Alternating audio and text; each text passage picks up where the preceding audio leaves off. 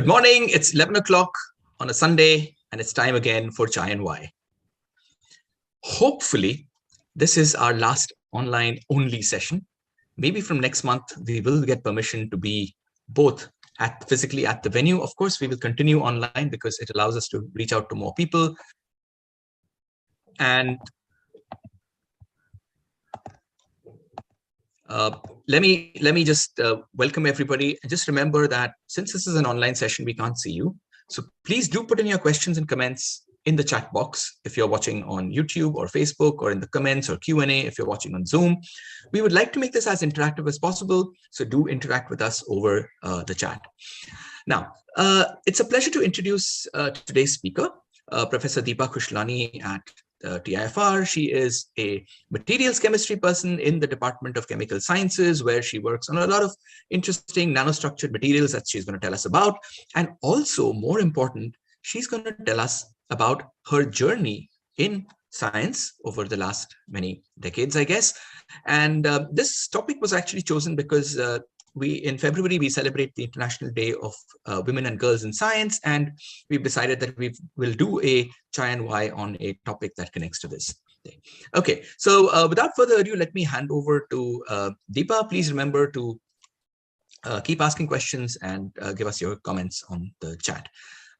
Okay, so yeah, Deepa, you can go ahead and share. I will remove the spotlight for me. And thank you. Thanks, Arnav. And it's a pleasure to be here. And I've done this Chai and Why a few times before. And oh yes, I should say Deepa is actually one of our sort of Chai and Why stalwarts, having done several Chai and Whys, I think, over the last many years. I mean, I wouldn't say so. I think I've done maybe 2 or 3. I'm trying to remember, but anyway. So thank you for that. Thank you for these opportunities. It's always a pleasure to do this. And I look forward to the questions. And to be honest with you, this one is the most difficult one, because in the previous cases, it was always very easy because we would talk about a very specific topic of science. So it was very easy in terms of preparing the presentation and deciding what sort of knowledge I wanted to impart. Today, Arnav very graciously had asked me to talk a little bit about, my perspective as being a female scientist, and to see if, maybe some of my experiences would sort of bring or sort of, have some semblance of familiarity for some of the other people in the audience. And maybe, we could find some common grounds to discuss about all the issues that perhaps a female person goes through as in deciding when they want to be a scientist. So, that I find a little sort of, it's quite an onerous task, because these are just my perspectives. At the outset, I want to highlight the fact that whatever I say, whatever I talk about is from my perspective. By no means is that, the stereotypical synonymous way of becoming a scientist. I'm just going to talk about my journey and what I've learned thus far. Maybe some of you might, take something positive away from that, and I will share with you the positive and the negative experiences I've had. And, it's just my perspective, which happens to be a female perspective. So, but before we get started, because at the end of the day, it's about science, and it's about me working as a scientist, and, my profession basically revolves around a topic that I'm very passionate about. I thought for the first 22 minutes or so, I would quickly talk about actual work that I do. The reason that I am alive today simply stems a lot from the kind of profession I have. It gives me a great deal of pride. It gives me a great deal of happiness in this job. And I think if there's anything that I want the audience to take away, is that, be courageous and lucky enough to work on something that you derive a great deal of pleasure from, because you spend most of your time at that job. So I will talk a little bit about what we actually do in my lab here at TIFR. So this slide sort of encompasses very nicely, and it's one of the very, very, very few silver linings of this horrible COVID lockdown, which is, you see the image on the left was taken on a regular day in Delhi, and the image on the right was taken at the height of lockdown in Delhi, in the same place. And it was published online and newspapers and so forth. And it sort of epitomizes the problem we face in India and around the world, and that is of pollution. And this pollution as you can see, creates havoc in terms of both air, water, and sort of solid pollution, as it were, in terms of our soil and so that we have issues with. And it's the problem that I am trying to tackle in our lab, but how to deal with these issues, because they have medical issues, they have, our quality of life suffers in the process. And where does this pollution come from? Why do we have this pollution on the left side? What is leading to this pollution? What is the main cause of pollution? And this is air pollution, obviously. As you can see, it's smog. And the reason we have smog is because we have these what are called NOx and SOx, very small, fine sort of carbon particles that have a little bit of nitrous oxide or various nitrogen compounds and sulfur compounds. And it comes from the fact that we rely heavily on something called energy in terms of running our daily life.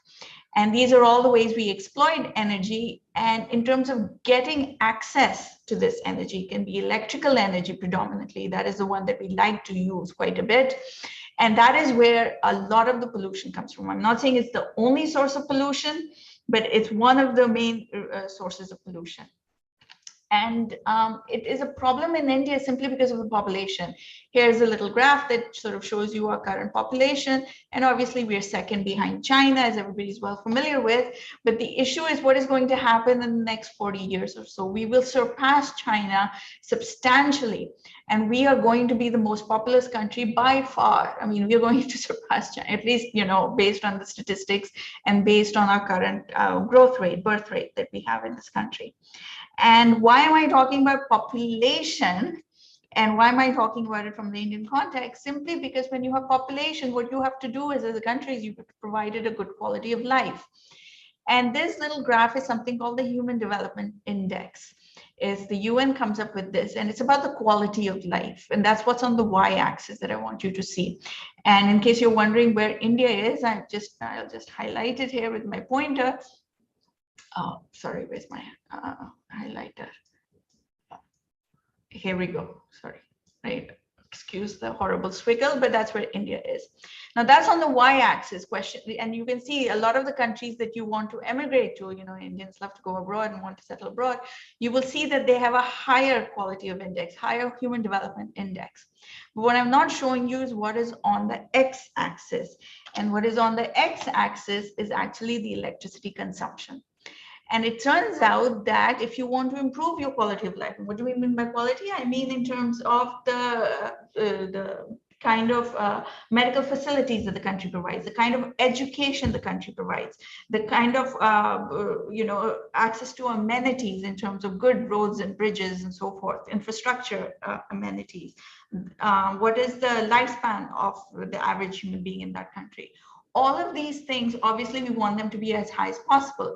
And India needs, and because we have this huge population, the burden on India is substantial, but it's directly linked to the electricity consumption. Turns out that if you want to move up the y-axis, you have to also go towards, you have to move around in the x-axis, especially towards going to the right. And that means we have to use more electricity per person if we want a higher quality of life. It's sort of a funny correlation, but suffice it to say, when we want to use, when we want to consume more of these things, and we want higher electrical supply, turns out CO2 is emitted, and CO2 is the cause of pollution. In India, currently, the electricity that we get, at least 75% of the electricity we get, comes from what are called thermal power plants. They look like the image that I've shown you on the right. And this is the source, because we're burning coal, we're burning renewable sources of energy by sorry, I should say non-renewable, excuse me. And by this, I mean things like coal and diesel oil and so forth. And they release a lot of this pollution. And that is the problem that we have. Because on one hand, we have no choice but to want and need to generate more electrical energy, but it comes at a huge expense. We use that energy because we want a better quality of life, and we want a better quality of life per person, and as a country our population is increasing. So this problem is sort of almost exponentially growing at a fast pace in this country. And just so you understand, it's reaching that we are actually exporting coal. This is not something new. Our coal export, we are not, our consumption of coal is increasing, and that is what this graph is showing you. We just look at the black line there and so forth, and this is for India. And by the same token, our oil production and consumption is also increasing. These things are not decreasing with time. We're not, as a country, we're not slowing down on these aspects. So the pollution is only going to increase. All right. So question is, what can we do? So this is where I come in. Well, I shouldn't say I come in, but this is an area that I tackle. And I'm a chemist, as Arnab pointed out. And so what we try and do as part of our research is that we work with structures. And then one slide, I'm trying to show you the kind of science we do, which is we take simple materials like silicon dioxide, like silica, and the kind of synthesis that we do, we manipulate the architecture. When we manipulate the architecture of the precipitating material, and here you see various structures, you can actually use them in various different applications. So chemically, it's the same material, but because its architecture, its shape, its morphology is different, they have different uses and applications. What you can see here at the top left corner here, let me just change my pointer again. I don't like this highlighter. I should actually use a pen. And what you're seeing here are basically little hollow capsules. They're like little bubbles, small micron-sized bubbles, and they're being used for various applications. One of the applications that we tested this for, drug delivery, because we can hide the drug inside these silica capsules when we ingest them, and the drug does not get harmed by the acidity of the stomach lining. And by the same token, you can make what are called photonic crystals here. Here you see silica. It's a porous structure that we've made. The separation is around 1.45 nanometers. And what the result is that you can use them for optical, 1.45 microns. I apologize, my units were wrong. And you can use them for communication aspects. So these are optical fibers they can be used in, and these are called photonic crystals. By the same token, you can make these little sponges. I hope you can see here that you've got little holes inside the structure. So these are nanoparticles with little pores inside them. So they can be used for filtration purposes. And here you see these hollow fibers and so forth, and that we use them for chromatography columns for separation. So here you have the same material, but they have different applications simply because we played with the architecture. So this is what we spend time doing in our lab, which is we take simple chemicals and we exploit them. And the current applications, that there are 2 or 3 main applications that we have in the lab that I want to just highlight. One is in terms of looking at what is called energy capture. What do we mean by energy capture? It's about taking sunlight and finding a way of converting sunlight into an electrical impulse. And how do we do that? We use what is called a solar cell. Here you see a solar cell farm that was being inaugurated by our current Prime Minister a few years ago. And how are these solar cells made? Well, these solar cells, there are various different kinds of solar cells. And one of the main components of the solar cell is what is shown here with the word perovskite. This is a purple structure here, the purple layer, which is the thickest layer, and it's one of the most important layers. Because what does this layer do? This layer is responsible for absorbing sunlight and creating what are called excited carriers. And the next few layers are used to extract the excited carriers and basically take out the electricity, converting sunlight, solar energy into an electrical impulse. And that is what we work on. And we work on this purple layer, the word perovskite that is shown here. And this purple layer can be made in various compositions, various structures. And what I'm trying to show you are some structures here, chemical structures, what we call 3D, 2D, 1D systems, because they have various different ways of generating excited carriers and the number of excited carriers, and the efficiency with which we can capture as many photons of sunlight and convert it into excited carriers. So all of these structures we currently work with, and we make these solar cells that you see here. These are just lab scale versions of what you see at the bottom. So this is one area we work with, and these are inorganic, or they're actually hybrids. They're a mixture of inorganic and organic entities. By the same token, there's something else that we work with. And in addition to capturing sunlight and converting into an electrical impulse, or converting into electricity as the solar cell is doing, the problem with the solar cell is that solar cell doesn't store energy. Okay, so solar cell will capture, as long as sunlight is there, it will capture sunlight, and you will get current out of your solar cell. But the problem is, if you don't use that current right away, there's no way to store it. And so you have to couple the solar cell with a different device, which is obviously a battery, and that is what is shown here in this simple image. So now you have two devices. You have a solar cell and you have a battery, and you have to couple the two things together.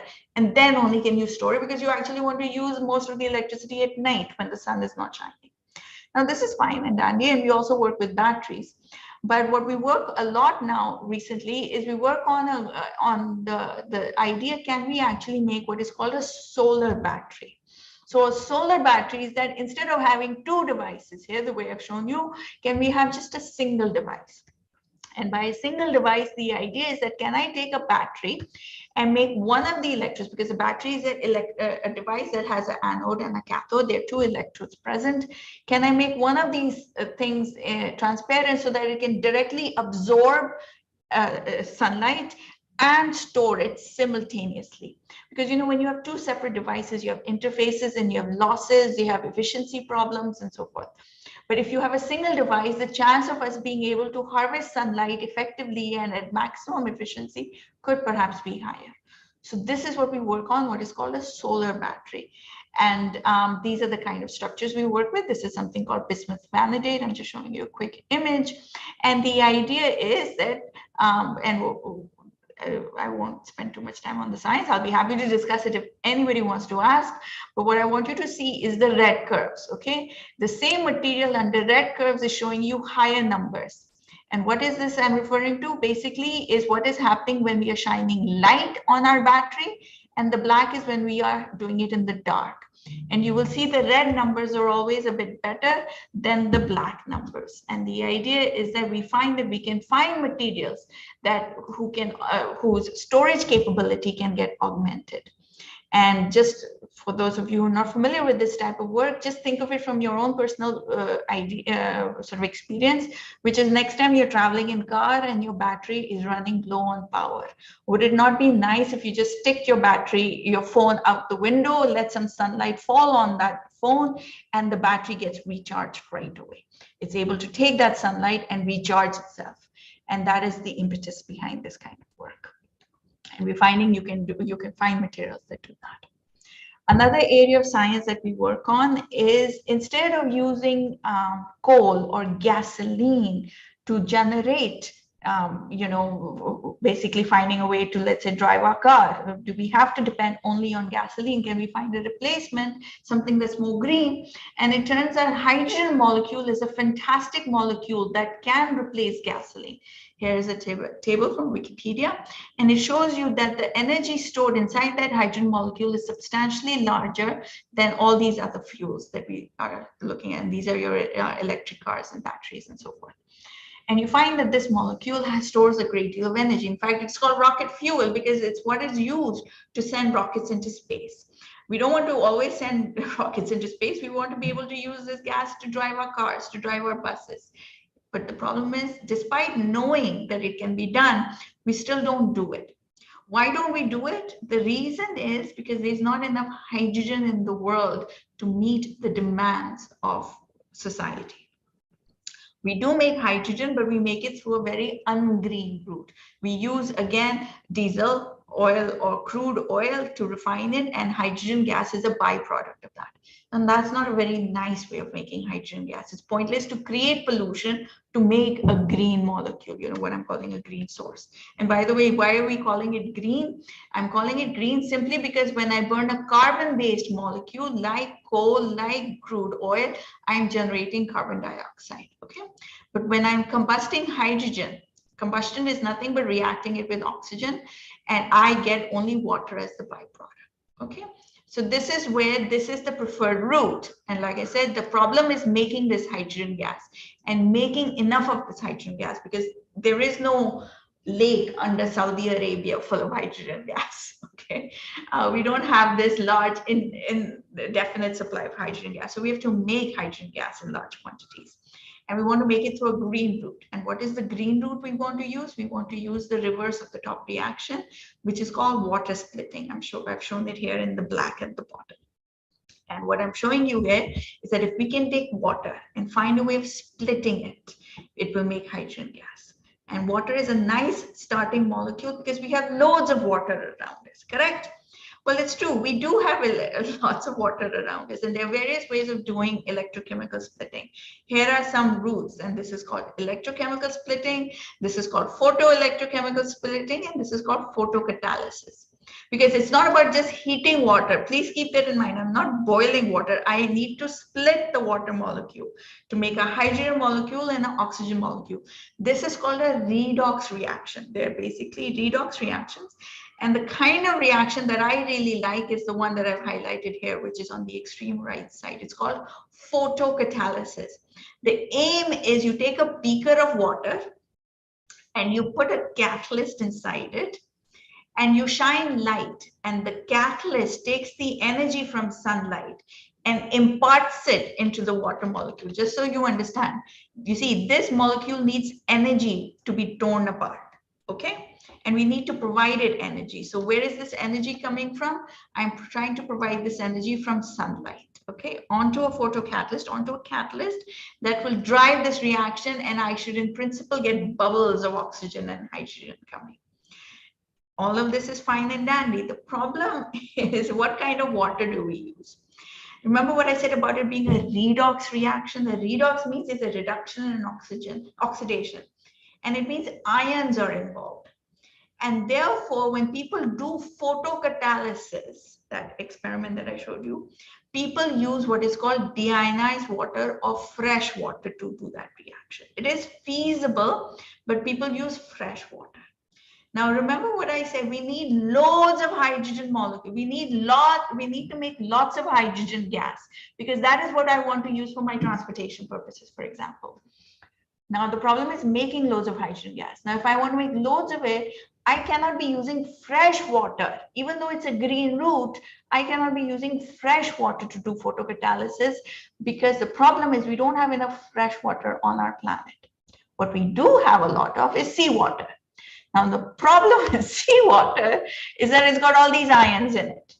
Now, you'll say, well, we can take seawater and we can remove the ions and then we can use the fresh water to do the photocatalysis. Yes, but to remove the ions, again, is an energy intensive process.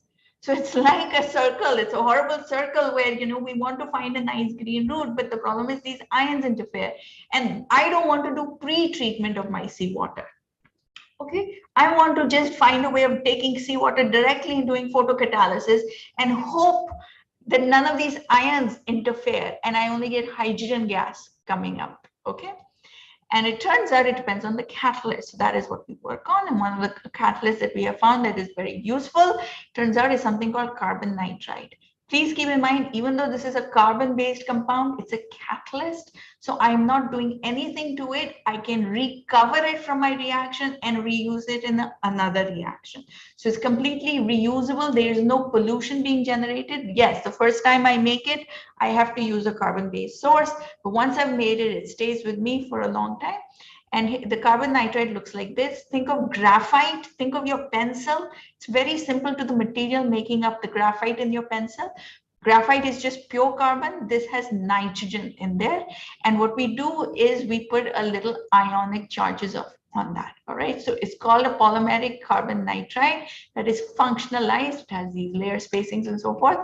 And I won't bore you with the details. I'll just show you one last little data so you can understand that we can produce a lot of hydrogen gas using this catalyst, using seawater, and this is seawater directly with the presence of ions, with the presence of all those contaminants, and we can produce lots of hydrogen gas directly using photocatalysis. So there's no energy other than sunlight. So I'll take a beak of seawater, I put my catalyst in there, and I shine light and I get hydrogen production. And as you can see, it's almost 7-8 times better than deionized water or fresh water. Okay. So this was a quick view of the various research directions that we take in my lab, and this is my group. I don't do any of the work. It's a fantastic set of students who do all this work, and I wanted to show their faces here, just so that you're familiar with, you know, the kind of work we do. Arnab, I hope I'm okay. So now I don't know how I'm doing with time. You're doing fine. You're doing fine. It's just been 25 minutes. 25 minutes. So I have another maybe 20 minutes or so. Easily. Keep going. No problem. Okay. So now let me start on the actual title of my talk, which is, why I've ended up where I've ended up and why it is that I do what I do. So in that case, I will just tell you a little about me. Zoom, this is a very interesting platform. I'm looking at just my slides, and I don't know how many people I'm talking to. So forgive me if I'm rushing or whatever, but please interrupt me if you want to get any more details. So I was born close to 50 or 51 years ago, 50 years ago. And I was born in India, but when I was very little, when I was about 9 years old, my parents emigrated to a small island in the Caribbean called Trinidad. And so I was born in Delhi and we left. So I did up till the age of 9 years of age, I was in India and I did my schooling.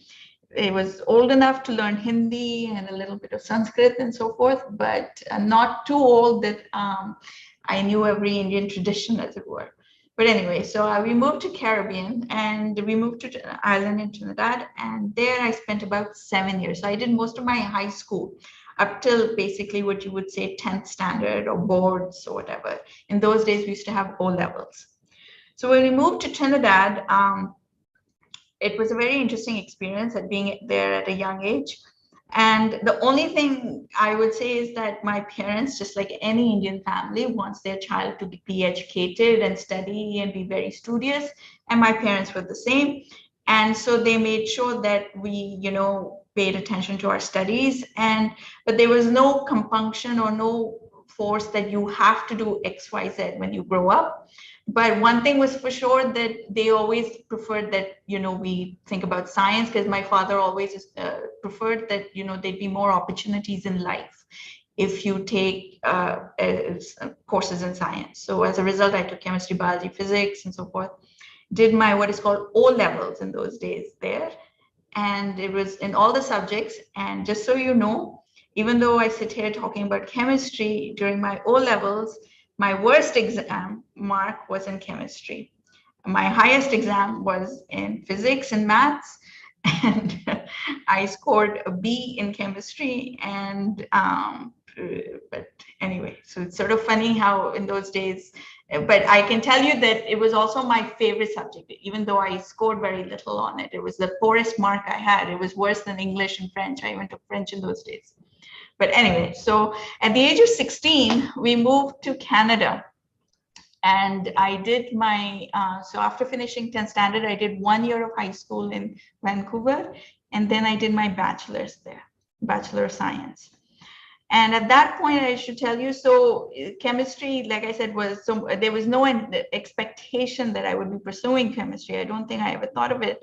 But when I was doing my bachelor's, there you have the option that in your first year, you don't have to pick a specialization. In the first year, you take any courses you want, and then you pick your specialization after your end of your first year. There, BSc is a 4-year degree.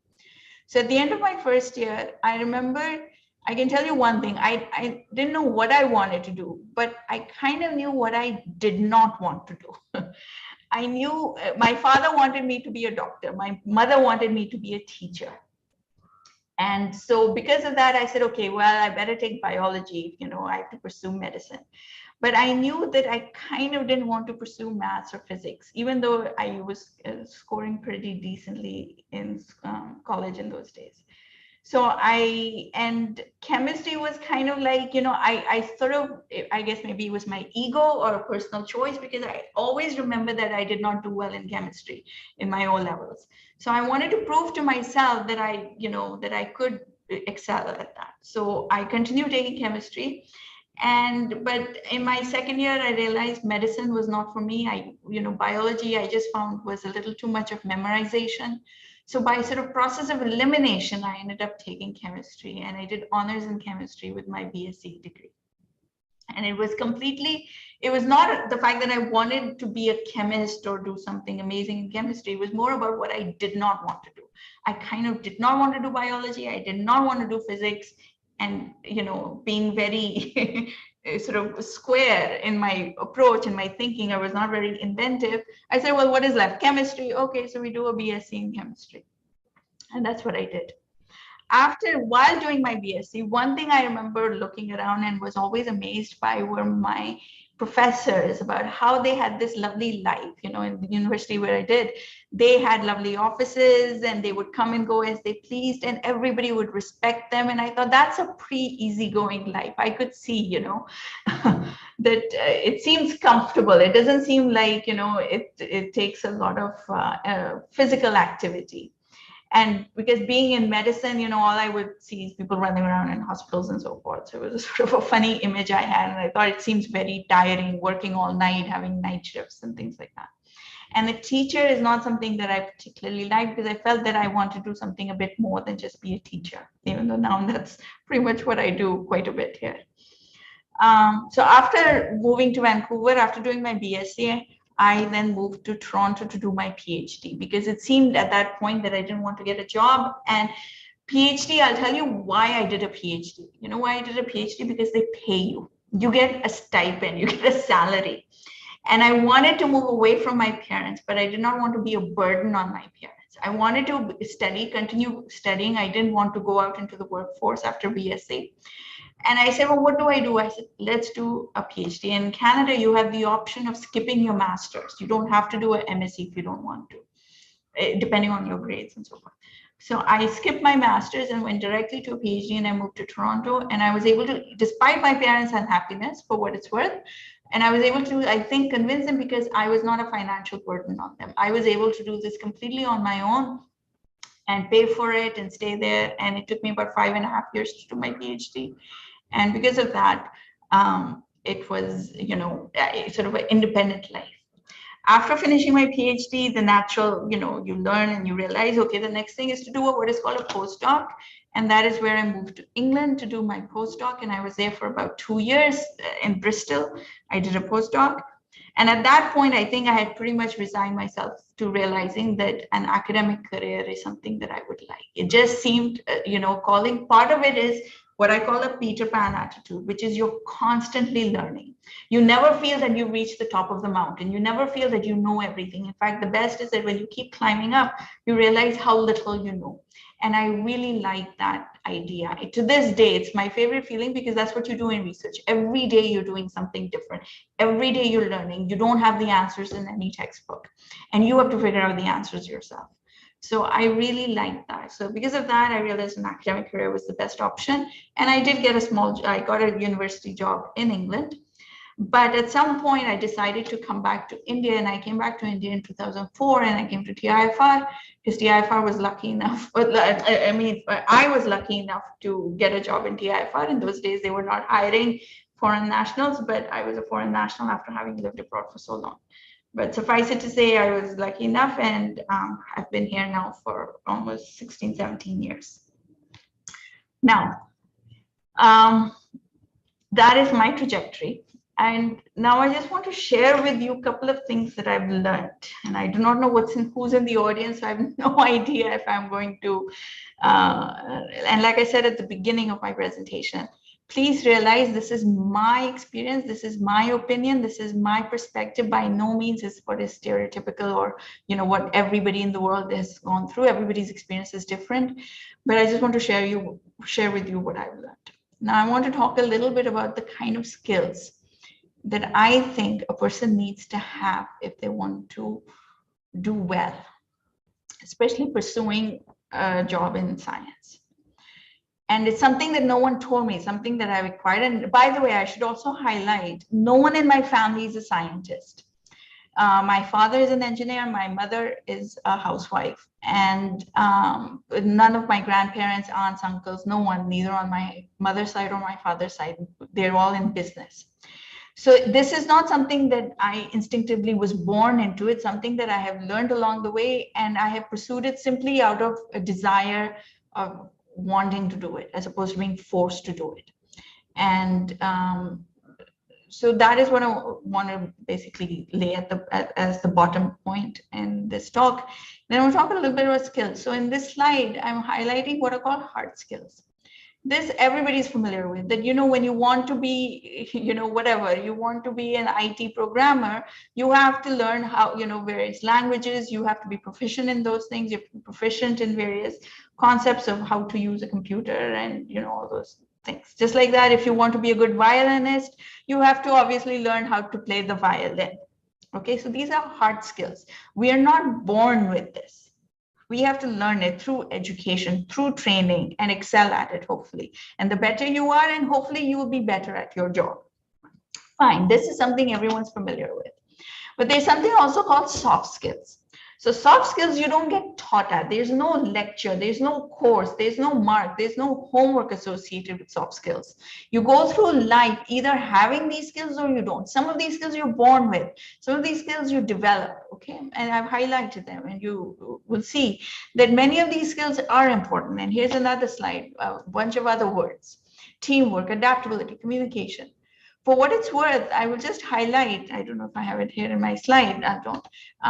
Communication turns out to be a very, very important skill. In fact, it's perhaps one of the most important soft skills to have if you want to excel in life. And this is both written, oral, vocal, and so forth. Keep that in mind, especially to the young students in the audience. I don't know how many there are. More, in fact, if you go in LinkedIn, I have this slide, unfortunately, I don't have it in front of me. They sort of interviewed a bunch of, over 100 or 200 companies and employers and asked them, what are the most important skills that you want your employees to have? And it turned out that communication was at the top. You know what was not at the top? Things like how friendly you are, or things of how adaptable you are. It's irrelevant of how friendly and people person you are. It's irrelevant, it turns out, in real life. What is more important is how good you are at communicating your ideas, the ability to talk, the ability to communicate through the written language. How clearly do you write and convey your thoughts and ideas is a huge, huge component of how well you will do later in life. Okay. But this is, again, stuff you can find on the internet. But here's the stuff that I found that was not really on the internet, and it's something that I have come up with. So I'm just going to spend a little bit of time here. So the first one, I think, and this is something I've learned, I've looked at, during my time of sort of supervising students, teaching students, giving various talks. One is ambition. It's simple as that, which is how much are you driven personally? How much are you self-motivated? And how much are you waiting, as I've written, waiting for someone else to propel you further? How much are you waiting for advice constantly from your father, from your mother, from your uncle, from your grandparents, from your teacher, from your school principal? How much of it do you have within you to know what it is you want out of your life? And I think that is a very important trait to have. Simply because there will be times where there won't be other people there to support you. You will find points in your life when there's no one, your father, mother, teacher, there's no one there, and you reached a crossroads. And at that point, it's your own ambition, your own desire for what you want for yourself, your life. You have one, it's a famous phrase, you have one life to live. Yes, but I don't know how many people appreciate that, because you're not living somebody else's life. You cannot live other people's dreams for them. You have to make your own dreams. And I think this is where ambition counts for a lot. And I think it's one of the most important things to be aware of. And this you will be aware of from a very early age. You will know instinctively. Like I said, you will know instinctively what you want, maybe what you don't want. Other person, like I said, being a doctor is not a bad profession. And my parents pushed me. I even wrote various exams and applied to medical schools and things like that. I didn't go over all those things. But it's something I was not driven to do. I had no desire, no ambition. And because of that, I instinctively failed at that aspect. The other thing, so the next point is focus. So one is ambition, you want to go somewhere, you want to do something. The other is focus, how focused you are, how committed you are to get there. Because along the way, you will have lots of people giving you opinions. You will have lots of people telling you, do this and not that, and so forth. And you know what? There is no wrong advice. They're giving it out of their own life experience. Question is how focused you are, and that you're willing to realize that this is how important is your own personal ambition for you. Okay. And that comes from passion. That comes from truly liking that direction you want to take. How vested are you? How much are you willing to invest your time, your energy, and be aware that along the way there'll be pitfalls, and be driven to that? And or how amenable are you to basically being easily swayed by somebody else and say, "Arey wo jaake karo." So you say, "Okay, theek hai. They know better than me." Right? They've had more 20 years of extra life experience than me, so I will follow them. Or are you making that argument, or are you making the argument, nope, I know what I want and I'm willing to risk my life for that? And how committed you are. I'm not saying it's right or wrong. I'm just saying you have to realize, you have to be aware, make decisions with your eyes open. The third thing is confidence. This one is a tricky one because I put it in brackets there as opposed to arrogance.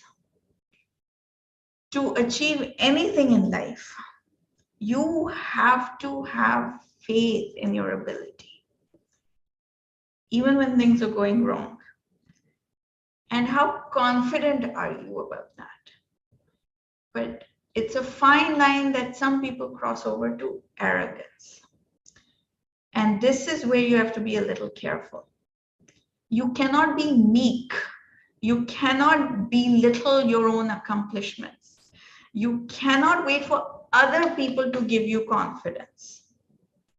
You have to learn to value your own capability in an honest way. And that is not easy always, but it's very important. Because otherwise you will sabotage your own dreams along the way. And this comes confidence, not because you see, confidence doesn't always come from success. Confidence comes from, like I said, you have to have this thing that you can do it, even when you're falling down 10 times along the way. But by the same token, be careful because it crosses over into arrogance sometimes. And that creates problems, in my opinion.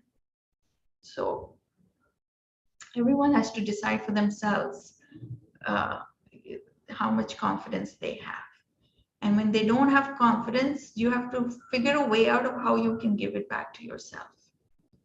And it comes back to the first point, which is, are you waiting for other people to make you happy, other people to give you confidence, self-esteem, and how much can you generate your own? The fourth one is perseverance. So all of these are interlinked, as you can see.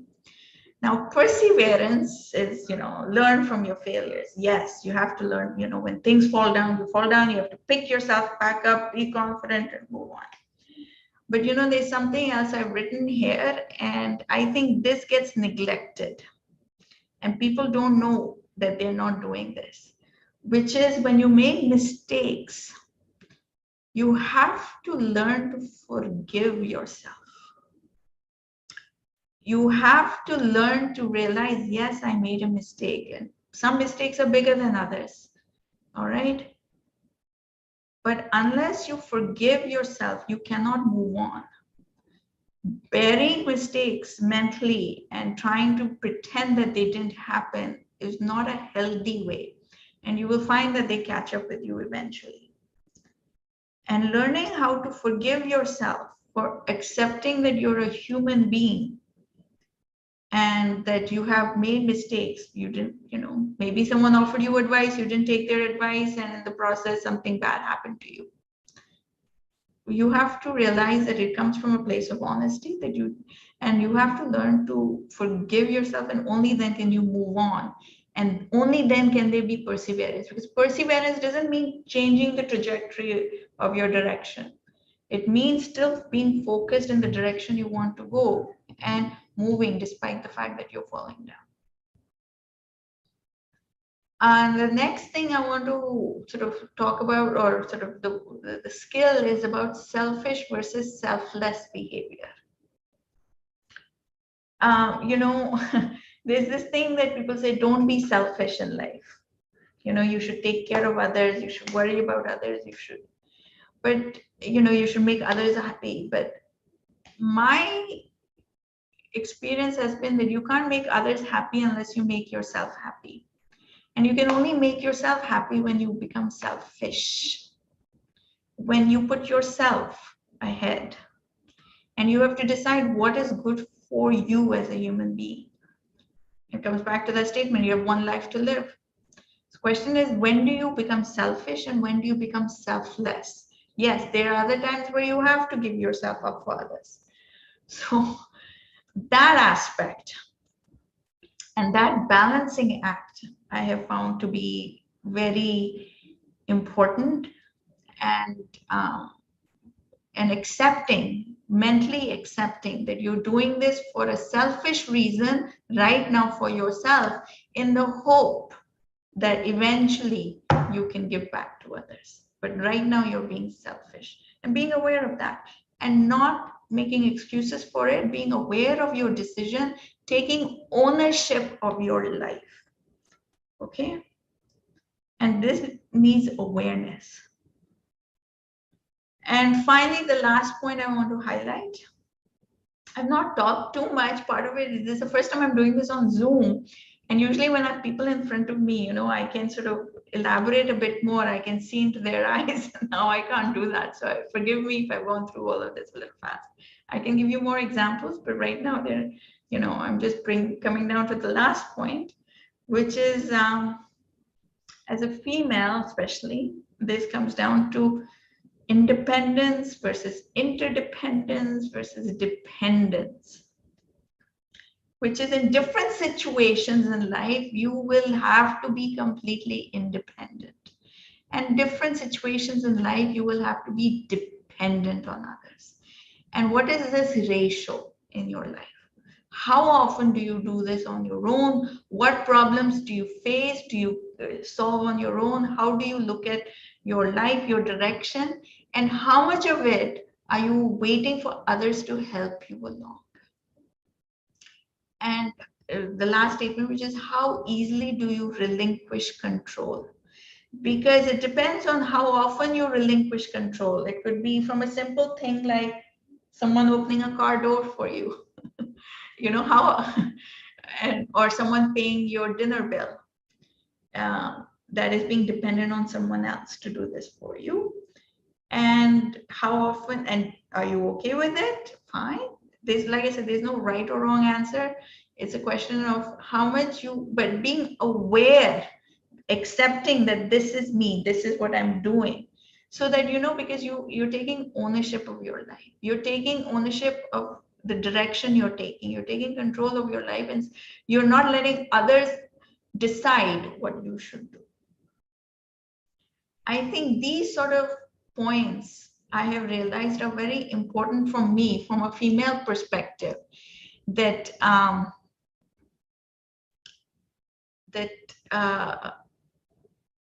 don't know if all females are aware of sometimes, at least in my experience.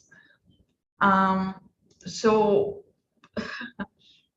this is just my experience, and I will try and sort of share with you, because, you know, we have to live in a society where men and women live together, and we have to live in a harmonious way. We have to learn to take care of each other, and we have to learn to respect each other. And I have found that these points that I've listed here sort of generate a different kind of respect depending on where you are on that spectrum. So some things to keep in mind for all the students out there. And maybe I've sort of given you some things to think about. And I'll be happy to answer more questions or give more insight. I'm not sure if I've given enough insight, but suffice it to say, the one thing that I have tried to do at the end, at this point, what I have learned thus far is that I have tried to follow my heart, my brain in the direction that I feel is important for me. Along the ways, I've made many mistakes. I've made other people unhappy. But my North Star has been to try and keep myself happy, because in the long run, I have found that eventually I return that happiness to the people I've hurt along the way. And so it's not, it's a journey that I don't blame anyone else for my decisions. So when things go wrong, I have only one person to blame, which is myself. And I don't blame myself. I say it's a decision, and I learned how to correct that mistake. I don't live, the idea is not to live in regret. After many decades, you will find one day you will sit down and you'll see what regrets you have, and you want to minimize those regrets. And yeah, so that's the end of that. And I want to thank you, and I will be happy to answer any questions at this point. Yeah, so we do have a couple of questions that have been put on the chat. But before that, I mean, given that there are very few people today, if you really want to put up your hand and we can unmute you and allow you to ask, that's probably the simplest rather than have to type. So yeah, if there are questions, go ahead and just unmute yourself and ask. Meanwhile, what we'll do is I will take a few points for one of the questions from the net, which is a technical question from Anupam on the on your work on, it's related probably. He is worrying about the fact that EV cars are relatively unsafe because of large batteries which can burn. And are there problems with the sort of safety protocols of the batteries used in EV cars? Okay. Now this, I don't know. Of course, I mean, I don't think Deepa doesn't work on EV cars or on lithium-ion batteries, but there are lots of issues with batteries. Definitely it's part of it is lithium. Lithium is currently the main component, and lithium metal is the issue that can get ignited if it's exposed to oxygen or moisture. So protocols exist. Obviously, there are lots of safety protocols, and if the car manufacturers weren't following it, then we'd have far more fires than we currently do. By the way, the lithium batteries also exist in your phones. So it's this, to an extent, the same sort of protocols, just on a larger scale that the car manufacturers have to follow. Specifically what those protocols are, you have to forgive me. I cannot think at the top of my head what those protocols are. That's okay. That's okay. Sealing them for oxygen, moisture, various ways of doing that, putting coatings and things like that. Okay. So one question is, of course, all the things which I think what you highlighted is that the stuff that is not taught in the textbook is probably much more important, the soft skills that you alluded to. But again, I mean, I would think every point that you made is equally valid for men or for women. I think, I mean, these are skills that probably any researcher or anybody who wants to survive, and I would say it's even beyond academia, even if you want to survive in industry or wherever else, I think you would have to be a little selfish, a little, all the points you had raised. So I'll tell you one thing. So this is a very female perspective. This is my perspective I will highlight. So I will give you an example, okay, of how society looks at a certain situation. Imagine you have a 25-year-old boy and a 25-year-old girl. Both have done an MBA, okay? Now, in your mind, imagine if the statement is said, my child is at home after finishing MBA and they're waiting to get married. If it's a girl, to an extent, because it's happened in my family, it's okay that she doesn't have a profession. She doesn't have a job after the MBA because she's waiting to get married. And after that, she will find a job X, Y, Z. If it's the stereotype, please forgive, I know individual cases can be different. The stereotype is if you've got a 25-year-old boy who's done an MBA, who's sitting at home, not working and waiting to get married, the answer will be, who will marry him? He doesn't have a job. Use that MBA degree and, he's done it. So it's a mindset. Female students, female girls are pushed for education, completely agree. In fact, they're pushed harder than the boys to an extent, but they're not pushed for a career. This is one thing I would like to highlight. Mentally, psychologically, the idea is, meri beti padegi. पर क्यों पढ़ेगी क्या करेगी उस education के साथ? That is never, will the girl child be forced to take care of, is the girl child being given dreams that तू मेरे लिए BMW लेके देगी तू जब 50 साल की नौकरी करेगी? When I'm old, I want a BMW from you, or I want a house from you, or that expectation that the girl child is supposed to support her parents. That pressure is not put on them. That expectation is not put on them. That assumption that you will have a big fancy job running, be a manager of some big factory or whatever is not put on them. And the girl childs do well in school without an expectation that anything is expected out of it. Whereas I can guarantee you the male child has done that. There is an expectation very early on that you will take care of this family. Apni behan ki shaadi karwaoge. Word phrases like that are thrown around. And that adds a different kind of dimension. So the result is the boys learn to have a little bit of ambition at an early age. Okay? It's not that the girls are denied ambition. They're not expected to have an ambition because someone else will take care of them. Okay.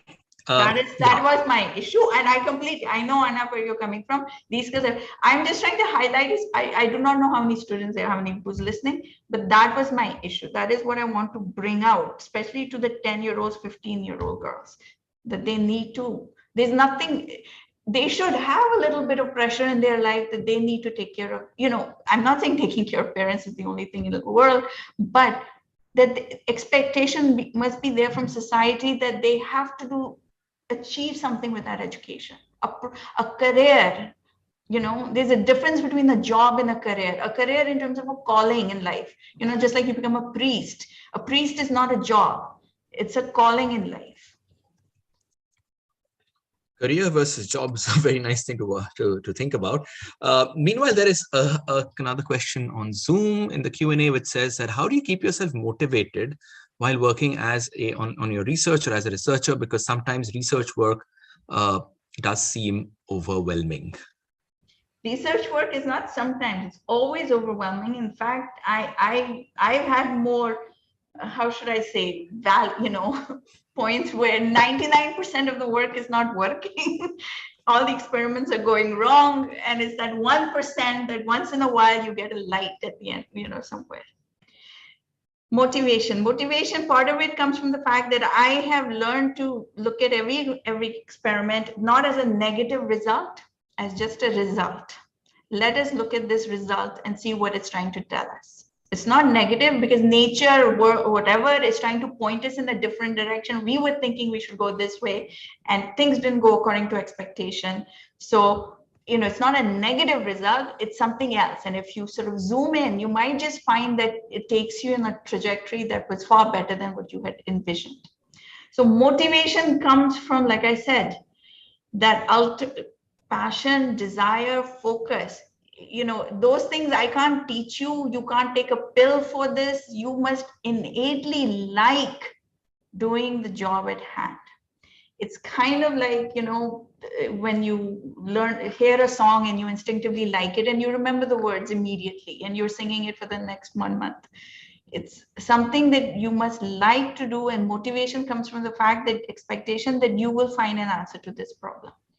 And when the problem, when things are not going according to your plan, not to get dejected, but turn the perspective and say that, okay, didn't do it the way I thought. Therefore, my thinking is slightly wrong. Let me see what nature is trying to tell me. Which direction is it pushing me in? Okay.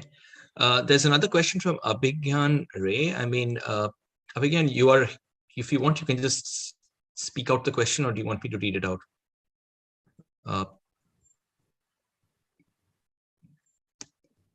Okay, I guess I'll just read out the question then. I'll speak out now. Okay, go ahead, Abhigyan. Please go ahead. You can hear me, right? Yes, we can hear you. Oh, yeah. So Professor Khushalani, that was a terrific talk. And so basically, I just had a question. You are at the Tata Institute of Fundamental Research, and fundamental research is something that's of very deep importance to society at large, as we have seen over the years and all. So how can one, in this scenario, how can one encourage students and more importantly, the parents about the viability of a career path in scientific research, especially in India, where the focus is more on the child getting a professional degree like the medicine or engineering and preparing for the entrance examinations. I started from high school, right? These days people start from middle school and all. So in this scenario, the focus on basic research sort of loses out. It loses out its shine and all. So how can one encourage more and more students, and especially the parents, to allow them to pursue a career path in scientific research like you did? Yeah, you're asking me how to change other people's minds. And you know what? This is where it's a very uphill task. You cannot do it, at least, you see, in India, we have an issue with finances. And at the end of the day, the parents want their children to be financially comfortable. You know, it's the main driving force. And they just assume an engineering or a medical degree will be the path, the easiest, safest path. Problem is we have so many engineers in India, and we still have falling bridges and buildings breaking down and things like that, simply because those children are doing a profession that they don't like. They were forced into that, thinking that's where the pot of gold is, and they're not receiving that pot of gold simply because they're not competent engineers. Question is, how do you convince the parents? You have to convince, it's a tough time, because at the end of the day, what people need to realize is a human being will only be good at something that they like to do. If the child is, you know, and it's, you have to be driven in, you have to be passionate about your job, and only then will you really excel at it, and there will be a financial reward. As a scientist, by the way, there are lots of financial rewards. When you invent something, you can get patents, and when companies buy patents, when I was doing my PhD, BASF bought our patent, I was paid some amount of money through which I could travel and so forth.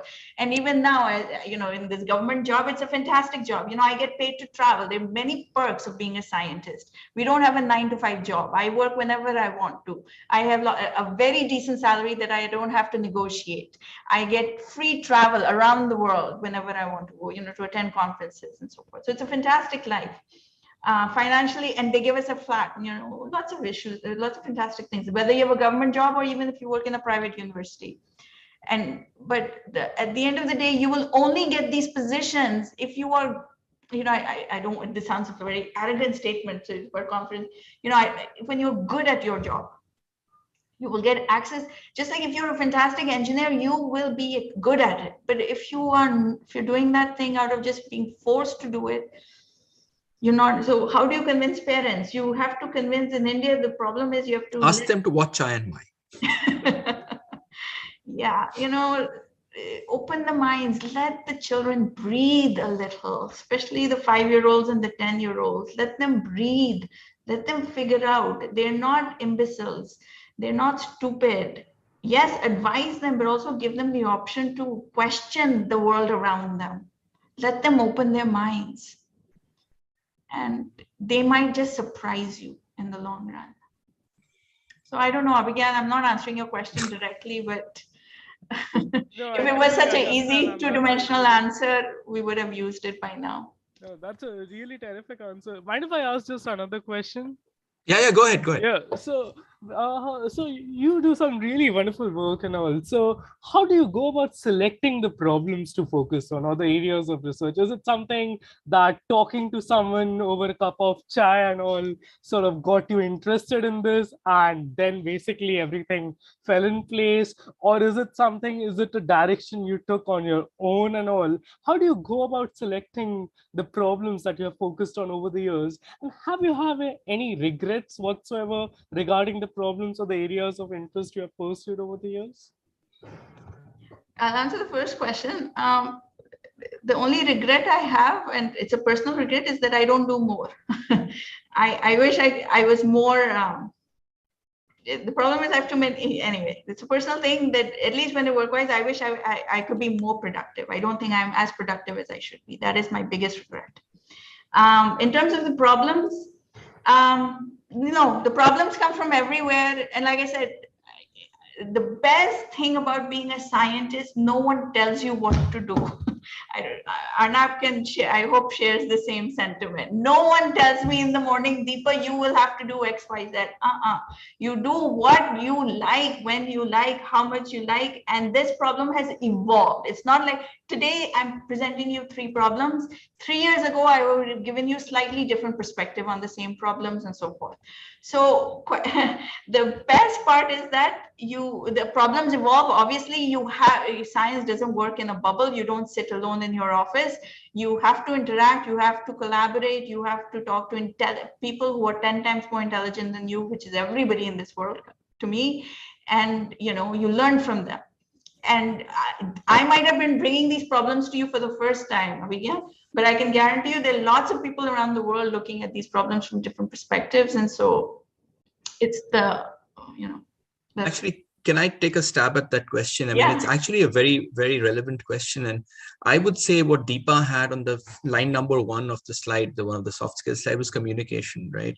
And I think the way you get problems is when you talk to people. And if I look at my own, career in TIFR, I would say that I have changed gears so many times just because of talking to people and figuring out that, hey, that looks like a cool thing. Let's try it out. I will say that whatever I gave as job talk in TIFR, I never did that. I did something else. Then the something else was what I presented. And the next time there was an opportunity of funding, but I landed up doing, something else again. And it's been hopping around from various things. But as long as it's interesting and, there's fun doing it, you do it. And that's the fun of a scientific career. Okay, Abhikan, let's move on. Anagha has a rather long question. Anagha, you might want to speak. Meanwhile, there's a comment on Facebook from Neeta Ghosh who says that you've raised a very crucial point, Deepa, which she can relate to. Okay. Anagha, do you want to speak? I have given you permission to speak. I don't know if it's the same Neeta from our department. We used to have a Neeta. Might be. Yes, Anagha, go ahead. So actually, I wanted to ask this question. Like, I do have this thing to become a scientist and a researcher somewhere in my mind. But getting a stability, becoming a scientist is again a big challenge. So there is some responsibilities which come up to look about your family and all. So is it possible to get into an industry-based profession initially and then getting into economic stability and then getting back to research? Is that a possible way to get in? You can see a summary of that on the chat as well if you want, Deepa. I mean, if the chat is open. So can I know the person's name? Sorry, I missed. Anagha. Every trajectory is different. Where there's a stupid statement, where there's a will, there's a way. In my opinion, like I said, we all have dreams. Some dreams take a lot longer to achieve than others. It's a question of staying focused. What is your immediate priority and so forth. Financial aspects, you're assuming that to do research, to do it or follow an academic research career is financially not rewarding.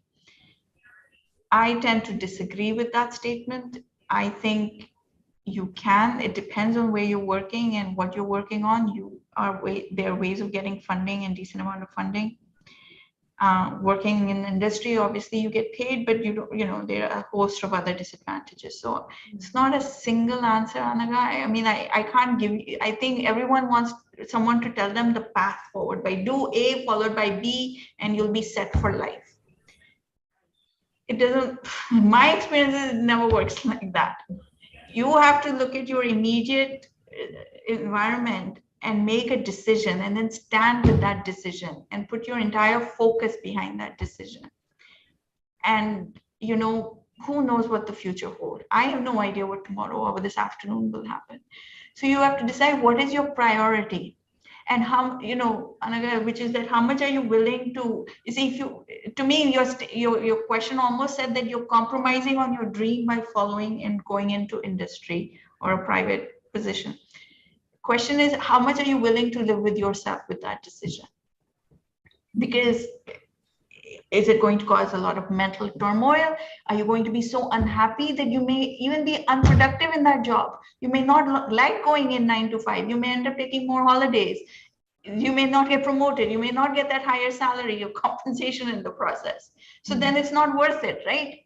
Yes. But I can't answer that question for you. You have to answer that question for yourself. Okay. By the same token, if you don't take the private job and you end up going in and pursuing an academic career somehow, I don't know what stage you are in your career, what sacrifices you have to do for that? Are you willing to live with those sacrifices? Okay. But it's your life. What I want you to realize, please, is do not relinquish control to somebody else telling you what is the right thing to do.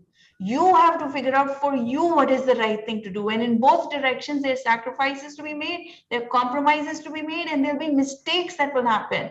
Shit will happen, guaranteed. Yeah. You know, I cannot guarantee you happiness, Anaga, but I can guarantee you shit will happen. Okay, ma'am. Great, lovely to hear these words from you, actually. I'm sorry, I'm not giving you an answer. It's just, Yeah, I don't want to depress you. It's not my idea, but I'm trying to tell you, Papa, किसी और से नहीं पूछो, अपने आप से पूछो, अपना डायरेक्शन ढूंढो. वक्त लगता है, आसान नहीं है, मालूम है. Yeah. पर so, you know, when 5 years later, 2 months later, whatever, when things happen, problems happen, you have no one else to blame. It's a very nice place to be in. You will not have a regret. You'll say, Anaga, I did it for myself. Yeah. Now I put myself in this position. Let me get myself out of it by myself. I have the capability. I have respect in my ability. All right. I mean, Yeah. Okay. I know Deepa can go on that. So I think, I mean, maybe, of course, in India, research positions in industry are sort of, I would say, still limited compared to the openings in academia. But outside, wherever there are, people do switch from industry to academia and the other way around. So it's not, you know, again, if you want to do something, you can do it. I agree that it's a lot of it is personal decision and personal initiative, what you really want to do. Of course, I mean, to go to industry just because of the better finance, I don't know if that's again, that's the equation has to be, everybody has to figure it out. Okay, anyone else with questions? We are almost coming up to 12:15. It's 12:12. Are there any questions on Facebook, Rakib? Just a few comments, that's all. No. Okay, no questions there. Let me just quickly check YouTube. There are no questions in YouTube as well. Zoom audience, do you have any final questions you would like to ask? You can either raise your hand or type it in and we'll take a look. So I will just wait for a few seconds if anybody raises their hand. If not, before we close, of course, we will thank Deepa profusely for this wonderful session. Let me remind you about the upcoming Chai and Why, which is going to be the first Sunday of March, March 6th at Prithvi Theatre. This is going to be both in person and online. Though if you can come to Prithvi, you get a cup of chai, which we unfortunately can't give you over Zoom. And that's going to be on the speed of light, that the speed of light is constant. It's the ultimate speed limit, and how the theory of relativity by the special theory of relativity by Einstein discusses this fact. So if you'd like to get a primer on relativity, that's happening Sunday, March 6th at Prithvi. After that, Sunday, March 20th, a month from now, that's going to be our Holi session. It's the nearest Sunday to Holi, and it will be something about color, though we don't exactly know what it is. We're actually waiting to find out if we can have a physical session at Ruparel College that will allow us to do some experiments over there. If it has to be an online session again, then we are a little bit more limited in what we can do. But it's going to be on Holi and on color. So on that note, let me thank Deepa for her insights into a lot of things which are often not at all discussed in the typical training process of a scientist during a BSc, MSc, PhD, whatever, but are really vital if you want to have a sort of happy and successful career, to put it that way. If I did that correctly, I don't know, Deepa. So thanks. Follow us. We are at Chai and Why on Twitter and Facebook, and you can always write to us at outreach, outreach @tifr.res.in. And on that note, thanks a lot. Have a nice weekend. Have a nice Sunday, and see you again at Chai and Why. Thank you, everybody, and thanks, Deepa. Thank you. Thank you.